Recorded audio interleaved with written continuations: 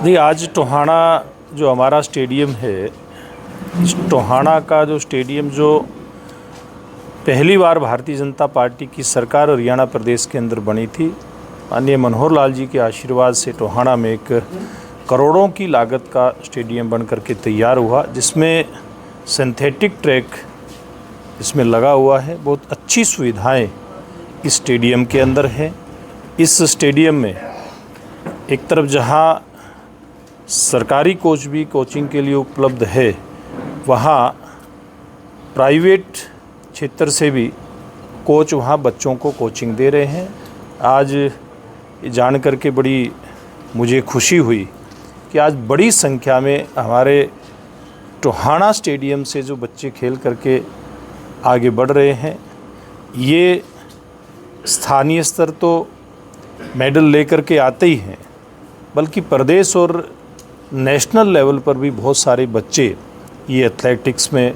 Medal लेकर के आए हैं, अलग अलग पोजीशन लेकर के आए हैं। तो हमें सब टोहाना वासियों के लिए, हमारे लिए ये बड़े गौरव की बात है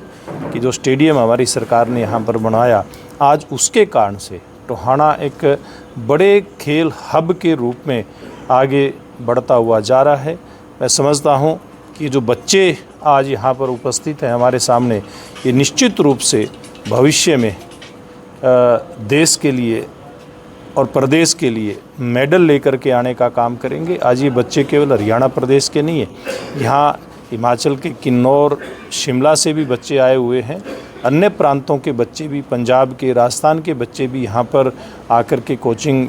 लेते हैं। और हरियाणा के तो हर कोने से यहाँ पर, हरियाणा के गुड़गांव के बच्चे हैं, रेवाड़ी के बच्चे हैं और आसपास के ज़िलों के तो सब बच्चे यहाँ पर आज उपस्थित हैं। तो मैं इन सब बच्चों को भविष्य के लिए बहुत बहुत बधाई देता हूँ, और उनके जितने भी कोच यहाँ पर इन बच्चों को कोचिंग दे करके ट्रेंड कर रहे हैं, उनको भी मैं बहुत बधाई और शुभकामनाएं देता हूँ कि भविष्य में अच्छी खेल प्रतियोगिताओं के अंदर ऐसे अच्छे प्रतिभागी टोहाना से निकल करके, और देश खेल महाकुंभ का जैसे आयोजन होता है, ग्राम स्तर से जो प्रतिभाएं निकल करके आती हैं उनको आगे बढ़ने का मौका मिले, इसके लिए अलग अलग समय के ऊपर इवेंट करवाए जाते हैं। अभी 29 अगस्त को खेल दिवस है। इन 3 दिनों के अंदर 29, 30, 31 अलग अलग प्रकार के इवेंट कराए जाएंगे। मेजर ध्यान सिंह को श्रद्धांजलि देते हुए, जो देश का गौरव थे, 29 अगस्त को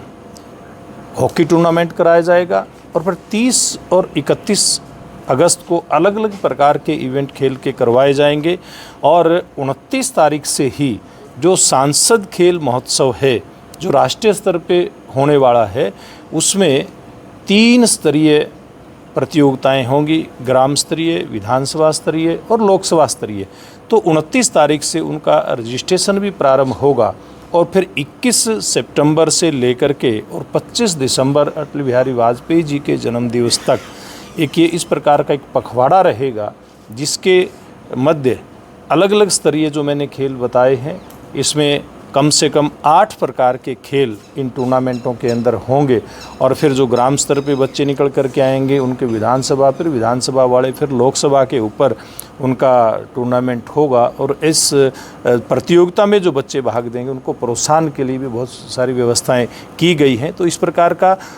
हर लोकसभा क्षेत्र का पूरे देश में एक बड़ा इवेंट इन दिनों के अंदर खेल का होने वाला है। आप सब के माध्यम से इन सभी बच्चों से भी मैंने अपील की है, और जितने भी खिलाड़ी और खेल से जुड़े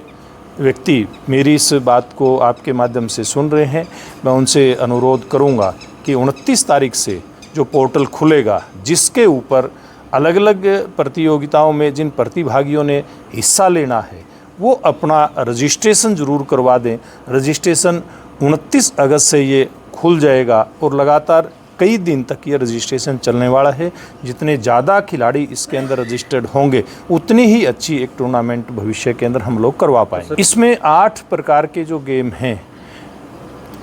5 गेम कम से कम जो हमारे परंपरागत जो जिसमें एथलीट भाग लेते हैं,